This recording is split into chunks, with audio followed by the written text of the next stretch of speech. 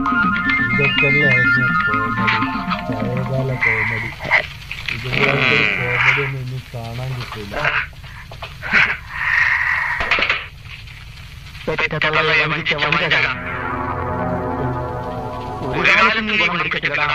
കള്ളത്തരങ്ങൾ പറഞ്ഞു വരുത്തി എന്നെ നാട്ടിക്കാൻ ശ്രമിച്ചാൽ അതിന്റെ ഫലം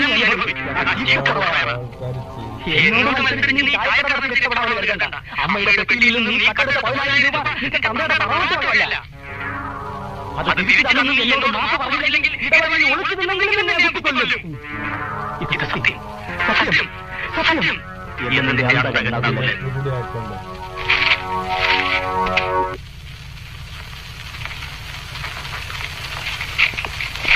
എന്നെ ജഗതിച്ചേട്ടന്റെ കോമഡികൾ.